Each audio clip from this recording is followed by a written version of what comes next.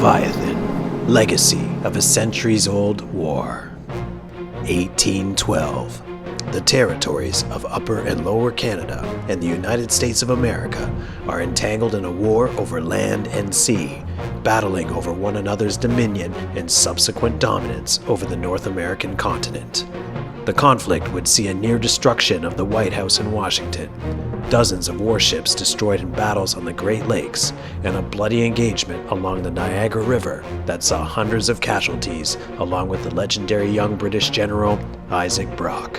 While this conflict between the two nations was to be the last at a militarized level, acrimony between the two nations may not have ever been fully resolved. 200 years later, and the rivalry between the two nations had permeated down to the normally fun-filled world of amusement parks. In 1993, Canada's Wonderland, the country's premier and most successful theme park, was looking to revamp their offering of thrill rides when they commissioned Swiss company Bolliger & Mabillard to build a new state-of-the-art inverted roller coaster. Despite the park not having a world-class roller coaster yet in its arsenal, this would be a major investment for a park otherwise not known for building major attention-drawing rides.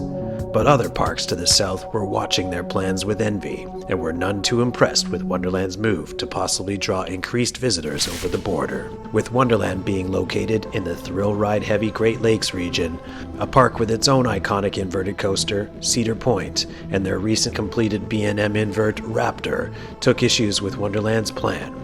Part of that ride's initial construction agreement included a zone of exclusivity, which prevented B&M from constructing another inverted coaster within a certain range of Cedar Point. With this hurdle in place, the owners of Canada's Wonderland were forced to cancel their planned custom-built invert, and instead had to resort to contingency plans for a new attraction, resulting in the introduction of a Vekoma suspended looping coaster 2 years later in 1995.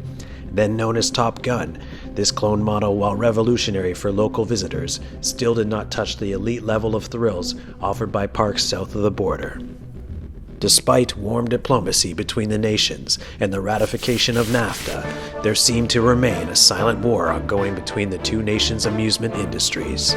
Canada has long dealt with a troubling perception of visitors arriving during peak summer months looking for dog sledding, snowmobiling, and skiing, only left disappointed with the humid and hot conditions found with the summer season, leading to long waits on their quick return to customs officials confused with their short stay. Canada's most successful theme park also suffered with underwhelming experiences in their summer seasons through the late 80s and 90s.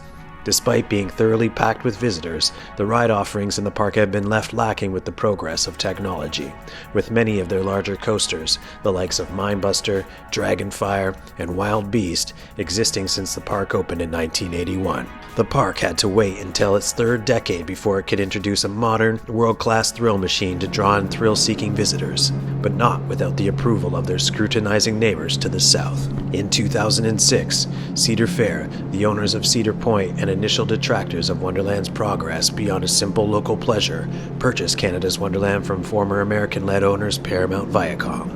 The merger prompted Cedar Fair to spearhead an aggressive modernization of thrills in Canada's Wonderland with the introduction of Behemoth, a B&M hypercoaster. While Cedar Fair had initially capitulated in their silent war with Wonderland and finally given the park their first B&M, it still wasn't even the country's first, with La Ronde in Montreal having opened their own B&M invert clone with Vampire, and another hypercoaster, Goliath, in 2006. Despite being third, the custom-built Behemoth still broke national records and was a landmark introduction to the park, with its height of 230 feet and speed of 77 miles per hour. Many regular park goers were left astounded at what the out-and-back coaster offered in terms of thrills, an offering, however, that had long been available at other amusement parks, some much smaller than the size of Wonderland. But for a park that regularly saw in excess of 3 million visitors per year, and among the most attended seasonal parks in the world, one B&M did not make for an experience worthy of boasting. Wonderland could still be seen as long behind other amusement parks to the south that had seen the benefit of the turn-of-the-century roller coaster wars. Canadians were still left with tepid overall thrills within their centerpiece park, and only those with deep pockets could afford to finance trips to the United States or elsewhere to experience a world-class quality roller coaster. On the eve of the bicentenary of the War of 1812, there appeared to be curious land clearings within the grounds of Wonderland. Areas around the go-karts track and Dragonfire, their aerodynamics looping coaster, formerly one of the chief thrills in the park, were being prepared for an unannounced construction project that prompted speculation and excitement in equal measure among park regulars.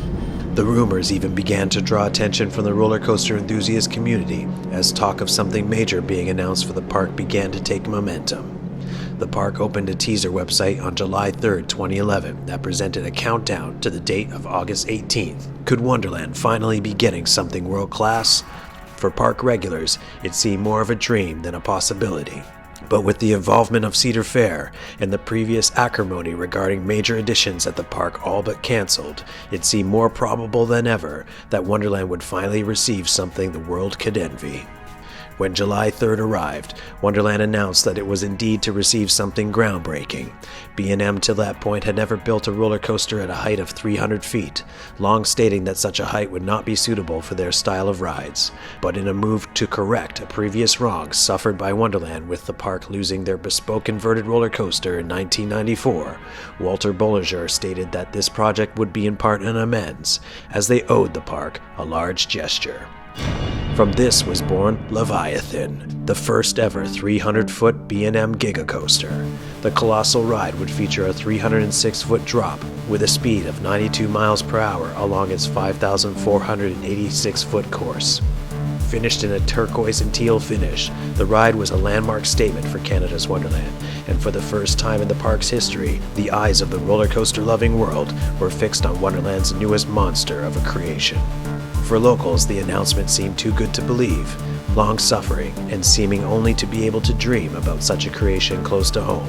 Leviathan was to be the roller coaster that at last made their home park worth visiting from abroad.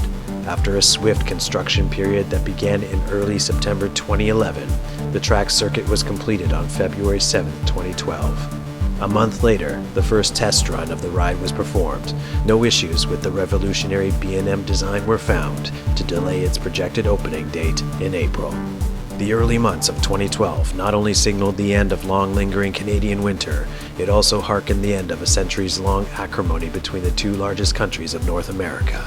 In retrospect, on its opening, Leviathan should have featured a white flag, with Cedar Fair making good on their earlier pressure imposed upon a park only wishing to thrill its locals with barely any major competition within its own land. Towering high above the park's iconic mountain, Leviathan surfaced as a breathtaking white-knuckle experience unlike anything park lovers could ever have imagined. At last, Canada had a roller coaster they could be proud to call their own and tantalize fans the world over, if albeit a little too short of a ride.